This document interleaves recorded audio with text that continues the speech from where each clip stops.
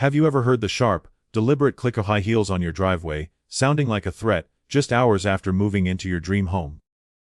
Marcus had, and that sound would haunt him long after.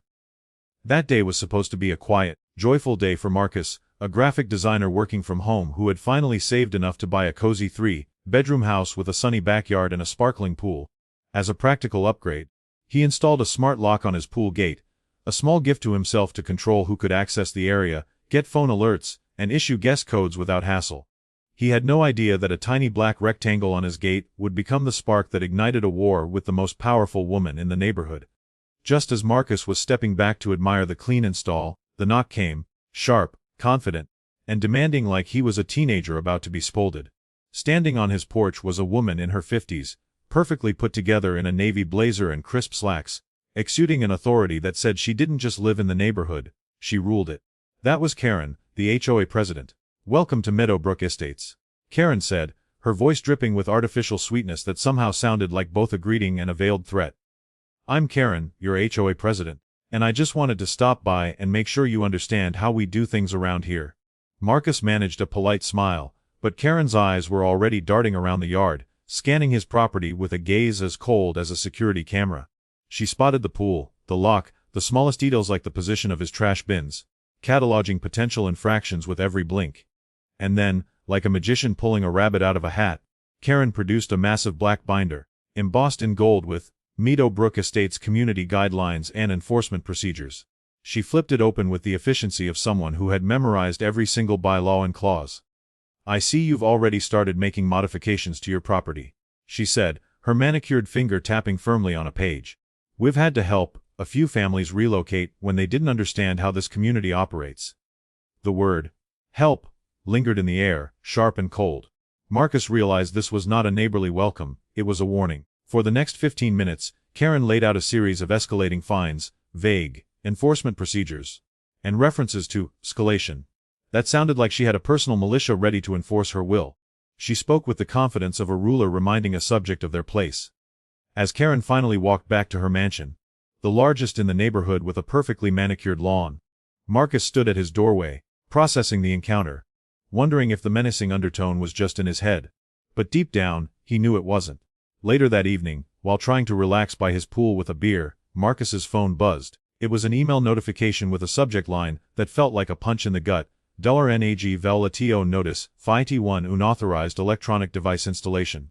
Marcus opened the email, reading lines filled with legal-sounding threats, referencing violation codes and demands for immediate removal of his non-compliant installation.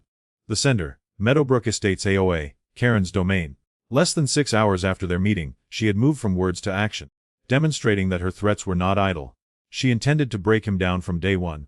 But as Marcus looked at the pool, the smart lock blinking softly in the twilight, he took a slow breath. He wasn't the type to fold easily. What Marcus didn't know was that this was only the opening move in a calculated, ruthless game of control and intimidation. A game that Karen had played many times before, but one that would be different this time. Because Marcus wasn't planning to lose. The next morning, as sunlight cut through his office window, Marcus was already at his laptop, fingers flying across the keyboard, eyes steady. Karen probably thought he would panic, scrambling to remove the smart lock out of fear of getting fined. But Karen didn't know Marcus wasn't the type to crumble under threats. Marcus believed one thing deeply: knowledge is power, and manipulators lose all authority when the truth is exposed. He downloaded the entire HOA guidelines from their website, a monstrous 70-page document, filled with deliberately vague legal phrasing meant to confuse and intimidate. Most people would have quit halfway, but not Marcus. He printed every page, highlighted clauses related to homeowner rights, privacy, and community security protocols.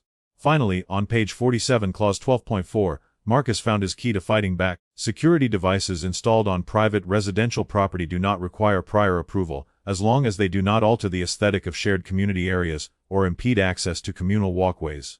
His smart lock. It was perfectly within these regulations, invisible from the street, unchanged in appearance from the old lock, and had zero impact on any community space. It was just a small black rectangle replacing the rusty old lock.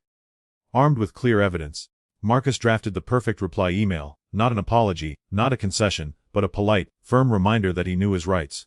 He quoted clause 12.4 verbatim, attached photos of the lock from multiple angles to prove it hadn't changed the aesthetic, and referenced other relevant regulations protecting private security measures. At the end, he thanked the HOA for their attention and politely requested that any future concerns include citations of the exact regulation allegedly violated. Marcus hit send with the satisfaction of someone delivering a well-placed counterpunch, a strike right at the heart of Karen's false sense of power. As expected, Karen did not reply. Instead, 3 days later, Marcus received a certified letter demanding his signature. Inside was a letter with the city's building department logo, threatening him with fines if he didn't remove the lock, citing non-compliance with pool safety codes, and demanding removal within 48 hours under penalty of $500. Marcus frowned. The letter looked official, but as a graphic designer, he immediately noticed the font was off, the logo was pixelated, and the signature was inconsistent with real city documents. He immediately called the actual city building department to confirm. The woman on the phone laughed. "Sir, we have no record of any such complaint or notice, and the reference number on your letter is for a dog licensing application from 1998. Marcus's hand tightened around the phone. Karen had crossed from HOA bullying to outright criminal behavior, forging government documents to scare residents into submission. But that wasn't the end of it. The very next day, Marcus spotted a familiar figure, Tyler, Karen's 19-year-old son, lurking near his mailbox, eyes darting around. Tyler smirked and let out thinly veiled threats. "Nice house you've got, would be a shame if something happened." Or, "My mom knows people at City Hall, just saying." That night, Marcus's wife whispered, "I think it's time we install security cameras around the house." Marcus nodded, and together they set up a new security system with motion sensors and automatic floodlights, transforming their backyard into a light fortress, protecting their peace. 3 nights later, at precisely 2:00 a.m., Marcus's phone buzzed with a motion alert. Half asleep, he opened the camera feed, expecting a stray cat or raccoon. But it wasn't. It was Tyler, creeping around the backyard with a crowbar in hand, smashing the smart lock, throwing rocks into the pool with enough force to crack tiles, and spray painting "Jit Oat" in red across the fence. When the floodlights blazed on, Tyler froze, eyes wide, caught mid-crime, before bolting into the darkness. Marcus sat in stunned silence, finger hovering over the phone, saving the footage, a clear, undeniable record of criminal vandalism. Marcus knew this was no longer about emails or HN notices. This was now a battle to protect his family's peace, and to protect his community from a family abusing power to control everyone around them. This was war, and Marcus was ready. The morning sun had barely crept over the rooftops when Marcus sat in his living room, eyes locked on the footage from last night. Frame by frame, he watched Tyler smash the smart lock with a crowbar, hurl rocks into the pool with enough force to crack tiles, and spray paint "GOT" across the fence in bold, dripping red. The camera captured Tyler's smug grin as the floodlights clicked on, illuminating his face in crystal clear detail. Marcus knew this footage was his shield.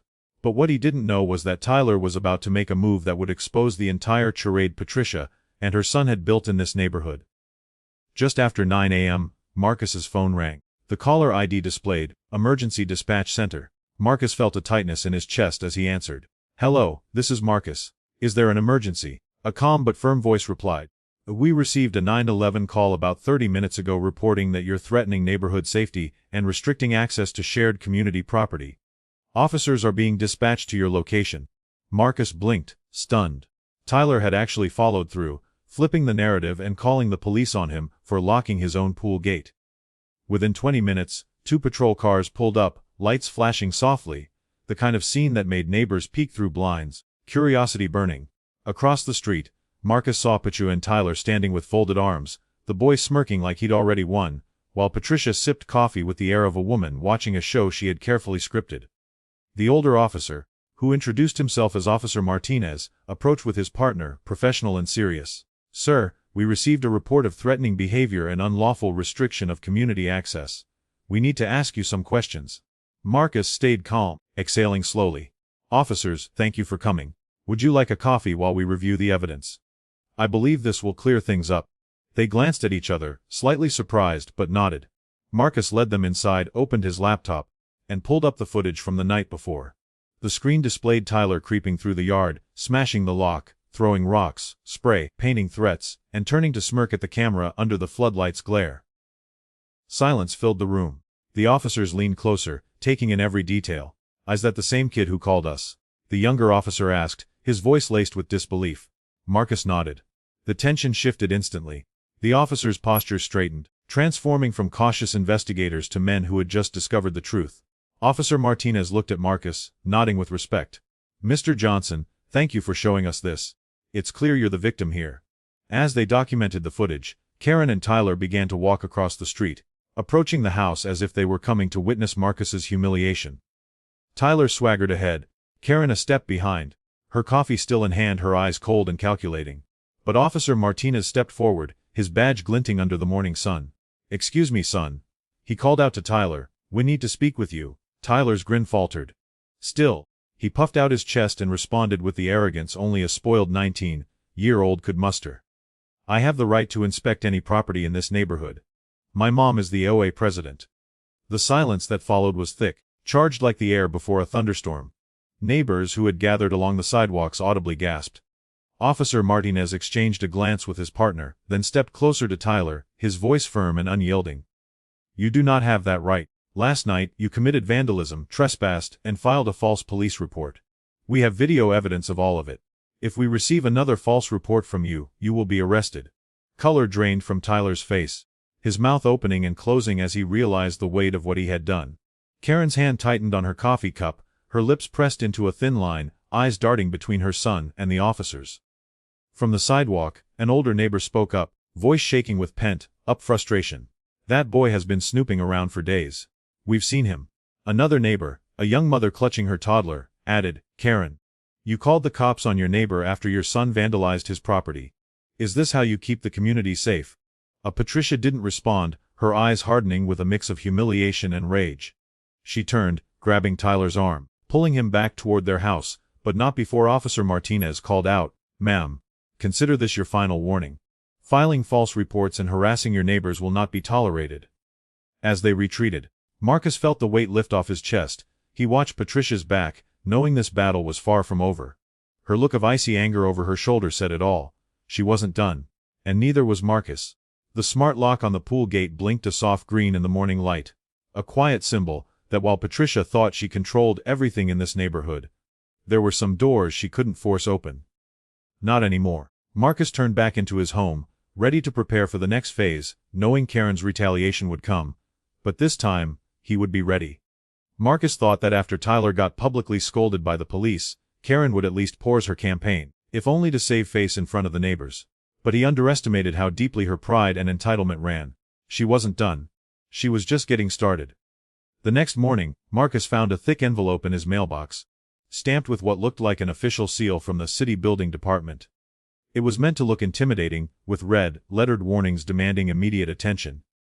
Inside was a forged notice, claiming that Marcus's pool was out of compliance with city permits and demanding its removal within 30 days or face fines of up to $10,000, along with the threat of potential criminal charges.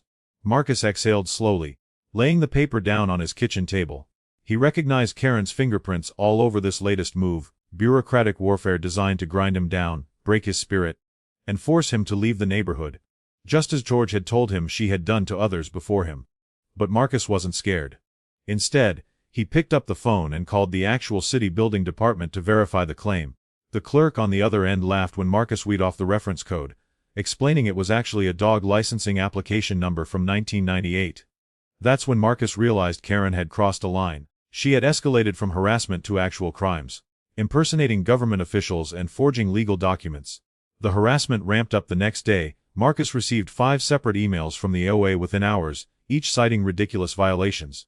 Excessive outdoor lighting creating light pollution. Pool pump noise disturbing neighborhood peace. Fence not meeting aesthetic standards. Unauthorized landscaping without HOA approval. Pool cleaning equipment creating visual pollution. Each email demanded a response and threatened fines if he didn't remedy the supposed violations.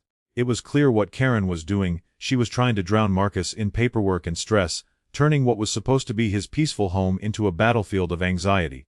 That evening, Marcus and his wife sat outside by the pool under the soft glow of their patio lights, sharing a quiet beer.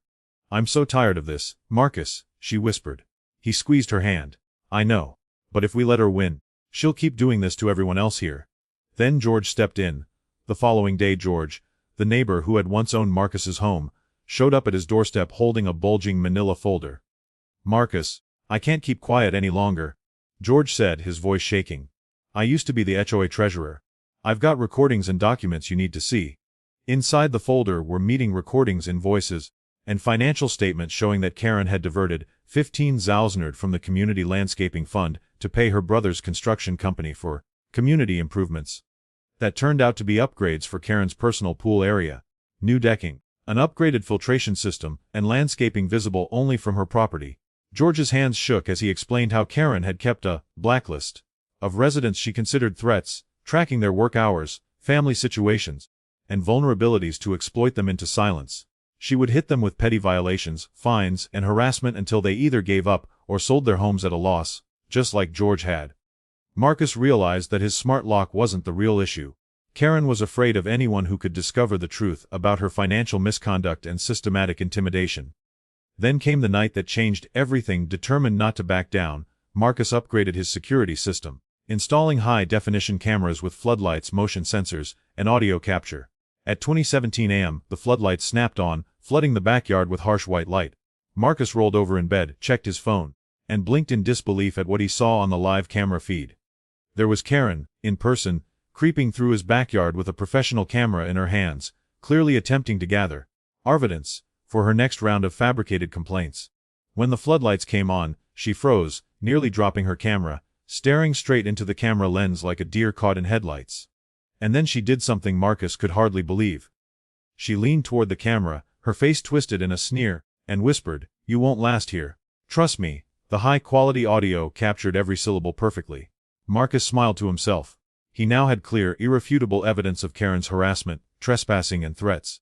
Marcus goes on the offensive. The next morning, Marcus drafted an email addressed to the entire HOA board titled, "Let's play by the rules." He calmly requested full financial statements for the HOA for the last 2 years, detailed records of all expenses over 500, including receipts, invoices, and signed approvals, official copies of meeting minutes. He cited the HOA bylaws guaranteeing homeowners the right to review financial records and copied every board member, knowing this would force Karen into a corner. Her response was as predictable as it was frantic. Within 6 hours, Marcus received 3 more violation emails, a letter threatening legal action for harassment, an HOA-wide email calling for an emergency meeting to address community safety concerns. Karen was losing control. That evening, George called Marcus, unable to hide the satisfaction in his voice. "She's panicking, Marcus. She's been on the phone all day, screaming at everyone." The emergency meeting. The beginning of the end. On the day of the emergency meeting, the community center was packed to capacity. Word of the escalating drama had spread, and neighbors who normally avoided HOA meetings showed up, eager to witness what would unfold. Karen stood at the front like a self-appointed prosecutor, clutching paper, her face set in grim determination as she launched into a fiery speech about Marcus being a dangerous individual who was harassing the HOA and creating a hostile environment. She pointed to photos of Marcus's security cameras, twisting them as evidence of intimidation and privacy invasion, and portrayed his request for financial records as a disruption of community stability. But as Karen finished, Marcus stood with quiet confidence. "Thank you, Karen," he said, connecting his laptop to the projector. "I think the neighborhood deserves to see the full picture." He played the first video: Tyler vandalizing the pool, smashing tiles, throwing rocks and spray, painting, "Get out," on Marcus's fence. The footage was clear, undeniable. Gasps rippled through the room. Then came the second video: Karen herself, trespassing at night, recording his property, and whispering threats. Neighbors exchanged shocked looks, whispers rising like a wave. A woman near the front stood up, voice trembling with anger. "Karen fined me $200 for planting flowers." Another elderly man added, "She threatened me over a welcome mat." One by one, people found the courage to share how Karen had harassed them, revealing years of fear and frustration. And then George stood holding up the folder. "I have the records," he said. "Karen has been stealing from all of us." Karen's face drained of color as George revealed the evidence of embezzlement. Receipts, payment records, and audio recordings proved she had funneled thousands into personal home upgrades under the guise of community projects. The room erupted. People shouted for Karen's removal, demanding justice. A vote was called, and the community voted unanimously to strip Karen of her position. Police officers arrived to collect evidence as neighbors confronted Karen on her way out, calling for restitution and accountability. That night, Marcus sat by his pool, the soft light from his smart lock blinking calmly. The very lock Karen had tried so hard to control had become the symbol of her downfall. She started this war over a lock she couldn't control, and now, he was the only one holding the key. Karen had lost her seat of power, the fear of the neighborhood, the hushed whispers that once followed her down the street. But did you think the story ended there? No, For people like Karen, defeat is never the end. It's merely fuel for them to become more dangerous, more reckless, willing to do anything to claw back the empty power they can't live without. The next morning, Marcus was sitting by his pool, coffee in hand, watching the notification light on his smart lock blink calmly under the early sun. His phone buzzed, a message from Georgie. "Karen's planning to sue you." Marcus set the coffee down slowly. He knew Karen wouldn't give up easily, but he hadn't expected her to be reckless enough to try using the courts against him, especially now that the community had turned against her. Karen, in her freshly cracked porcelain smile, was telling anyone who would listen that Marcus had slandered her, that he had spread lies and manipulated the community into turning against her, that the videos he showed were taken out of context. She was calling in every favor, leaning on the few remaining allies she had, trying to piece together some legal strategy that could force Marcus out of the neighborhood. She had convinced herself this was the way to restore her shattered authority, and she was dangerous because she had nothing left to lose. Marcus didn't wait. He took George's recordings, the financial records showing the $15 in embezzlement, the HOA meeting video, and the footage of Karen trespassing, and compiled them into a clean, precise file. He printed copies, backed them up to secure cloud storage, and delivered a copy directly to his attorney with a calm explanation. "Karen is planning to sue me. Here's everything you need." His attorney, a calm woman named Andrea, who had seen her share of HOA insanity, raised an eyebrow as she flipped through the evidence. "If she files anything, we will counter-sue for harassment and defamation. And we will press for criminal charges over the forgery and embezzlement." Marcus simply nodded. He didn't want a war, but he wasn't afraid to end one. Meanwhile, Karen's descent into paranoia was accelerating. She was seen pacing her perfectly trimmed lawn, phone pressed to her ear, barking into it at odd hours. Neighbors who once feared her now pulled their blinds when they saw her coming, tired of her drama and late-night phone calls. But Karen, blind to the social death she was creating for herself, believed she was orchestrating a comeback. Late one evening, George texted Marcus. "Karen has been calling everyone, saying she's going to expose you. Be ready." Marcus looked at the message, then at the peaceful glow of his backyard lights reflecting on the pool water. A year ago, he might have lost sleep over this. Now, he simply added an extra camera angle facing Karen's house and went inside to sleep. 2 days later, a letter arrived in Marcus' mailbox, thick and heavy with RGN logo Nod Ice, stamped across the top in red. It was from Karen. Inside was a 4-page letter, written in the pompous legalese of someone who'd Googled how to write a cease and desist, accusing Marcus of defamation, harassment, and emotional distress. She demanded he remove the videos, issue a public apology, and pay her $50,000 in damages for ruining her reputation. Marcus read the letter twice, then calmly photographed each page and forwarded it to Andrea, along with a single-line message. "This is what we discussed." The response came quickly. "She just handed us a bigger case. Do nothing, we will handle it." That evening, George dropped by, carrying a 6-pack of beers and a tired but satisfied grin. "You okay?" George asked, settling into one of the chairs by the pool. "I'm fine. Karen's just digging herself deeper." Marcus replied. George looked out across the pool, the lights reflecting off the calm water. "You know, I used to think she was unstoppable. I thought she had everyone under her thumb forever. Bullies only work when people stay quiet." Marcus said quietly. George nodded. They drank in silence for a moment, the cool night air peaceful around them. "You've changed the neighborhood, Marcus," George finally said. "You made it okay for people to stand up." Marcus didn't say anything, but inside he felt the truth of it. Not just for the neighbors but for himself too. But Karen wasn't finished. She began dropping new, ridiculous complaints with the HOA, despite having no authority anymore. Anonymous emails arrived to Marcus accusing him of disturbing neighborhood aesthetics. Someone even called the city code enforcement anonymously claiming Marcus was running an unlicensed business from his home. Each complaint was investigated, and each was dismissed as baseless. Marcus documented every one, adding to his growing file of harassment evidence. Karen's desperation became obvious to everyone. Neighbors reported seeing her car parked outside Marcus' house late at night, headlights off, as if she was watching. She would send bizarre, rambling emails to the HOA board, demanding Marcus be evicted for crimes against the community. The board ignored her. Karen was a ghost of power, haunting a kingdom she no longer ruled. One morning, as Marcus was returning from a jog, he found Karen standing at the edge of his driveway, clutching a manila envelope, shaking with anger. "You think you've won?" she hissed, shoving the envelope toward him. "This isn't over. I will get my community back." Marcus looked her directly in the eyes, calm, unafraid. "Karen, you need to leave my property."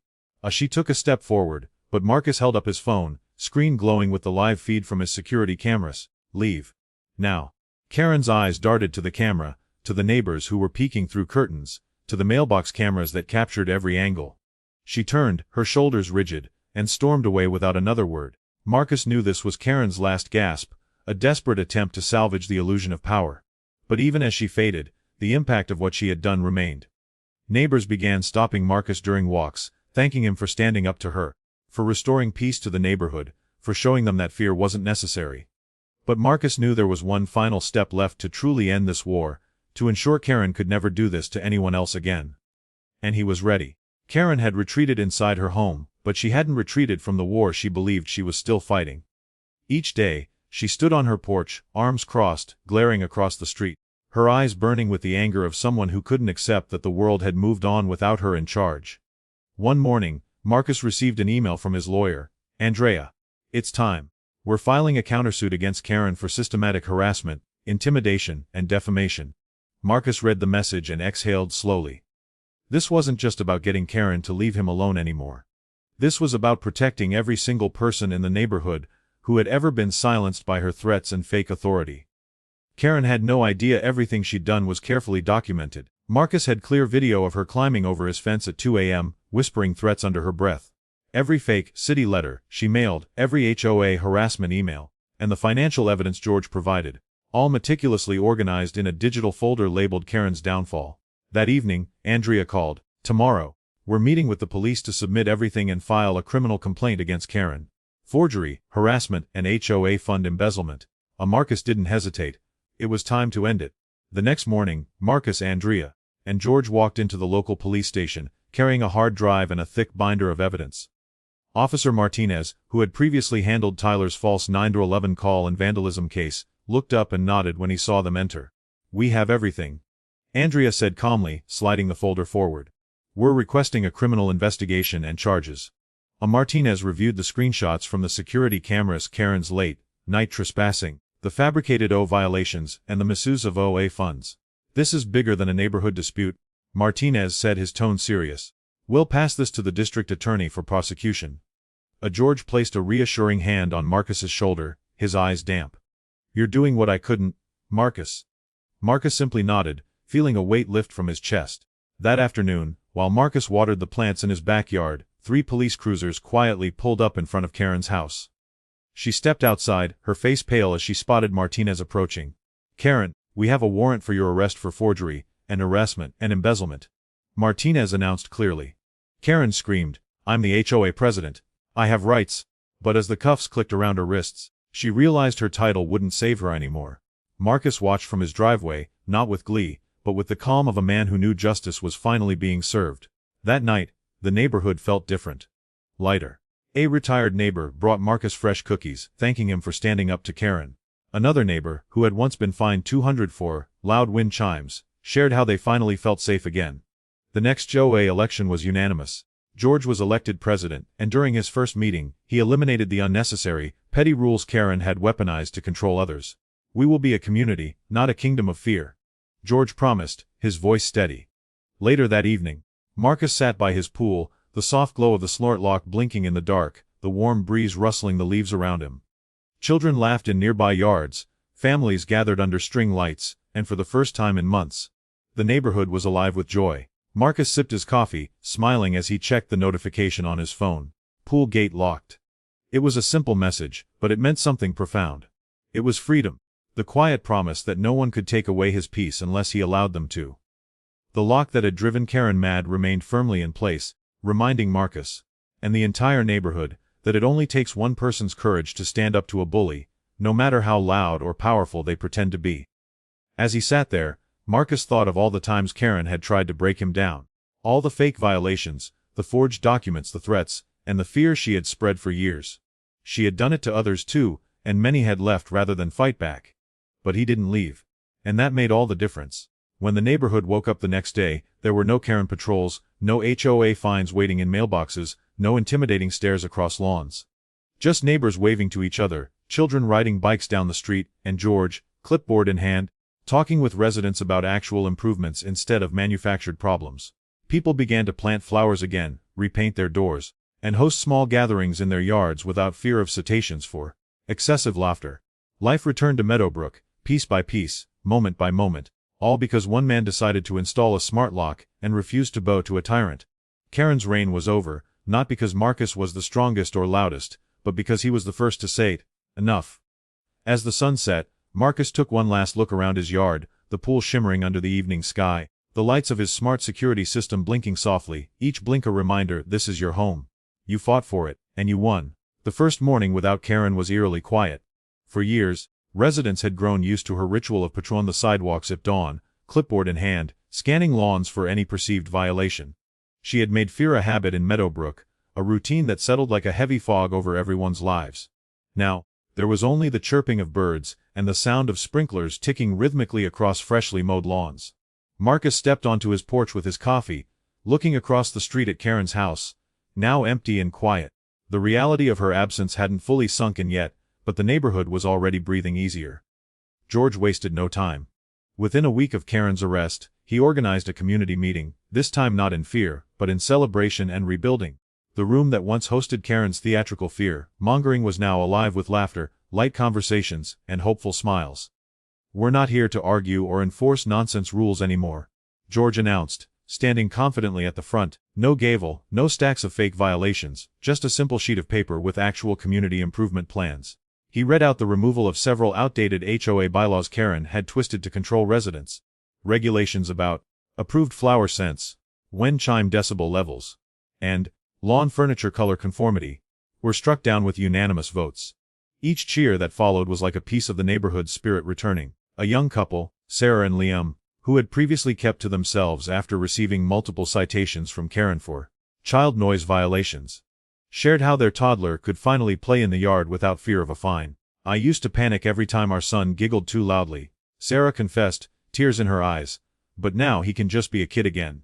An elderly neighbor, Mr. Rodriguez, who had been fined for placing a small welcome mat with a non-approved color, shared that for the first time in years, he felt like he could truly enjoy his retirement. I just wanted a red mat. He chuckled, shaking his head. Imagine living in fear over a red mat. The stories flowed, each revealing how deeply Karen's reign had impacted lives in the smallest yet most suffocating ways. The meeting became more than administrative cleanup. It became a moment of collective healing. Marcus, sitting quietly at the back, felt something loosen in his chest. For so long he had been locked in a battle, focused on fighting back, gathering evidence, and ensuring justice. Now, watching neighbors reclaim their voices, he realized the battle had become something bigger than himself. Karen had tried to divide the community through fear. Now, her downfall had brought them together in solidarity. As the meeting concluded, George announced a new initiative. Every month, we'll have a community gathering. Not mandatory, just for whoever wants to come. Barbecues, potlucks, gardening swaps. Let's build a neighborhood where we actually know and support each other. A ripple of applause followed, and several neighbors approached Marcus, thanking him for standing up to Karen when no one else could. You didn't just fight for yourself, one neighbor said, you fought for all of us. Marcus nodded, humbled, realizing that sometimes doing the right thing creates ripples far beyond what you intended. That evening, Meadowbrook felt different. Neighbors walked their dogs and waved to each other. Children played tag in driveways without parents shushing them in fear. Garden hoses sprayed, wind chimes sang, and porch lights glowed in the soft dusk. Marcus sat by his pool, the glow of the smart lock blinking beside him, a reminder of how this all started. The lock had never been about control. It was about safety, about the right to live in your own home in peace. Now, that right had been reclaimed not just for him, but for everyone around him. Later, as Marcus scrolled through the Meadowbrook community page, he saw post after post. New flowers planted today. No fines this time. Kids' laughter back on Maple Street. Community potluck next Saturday. Bring your favorite dish. There was no mention of Karen, only the joy of a neighborhood rebuilding itself, stronger and more united. Marcus smiled, leaning back, letting the sounds of laughter and evening crickets blend into a comforting harmony. In the distance, a dog barked, a child squealed with joy, and for the first time, Marcus truly felt the peace he had envisioned when he bought this home. It wasn't the house or even the pool that made it feel like home. It was the freedom to live without fear, to exist without constant scrutiny, and to know that even when one person tries to rule with intimidation, truth and courage can restore balance.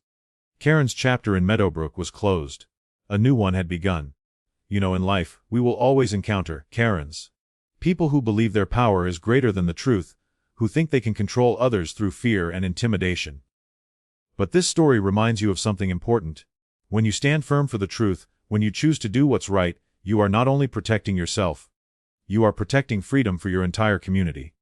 When you step out of your comfort zone, when you dare to say no to injustice, no matter how powerful the person in front of you may seem, you plant seeds of hope for those around you who are still afraid to speak up.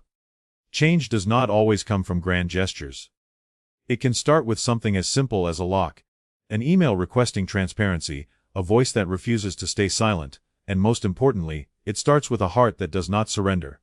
If you're in a situation where you're facing injustice, remember you are not alone. There are always people willing to stand by your side, as long as you have the courage to take that first step. Protect the truth. Defend freedom. Because when truth is protected, freedom will flourish.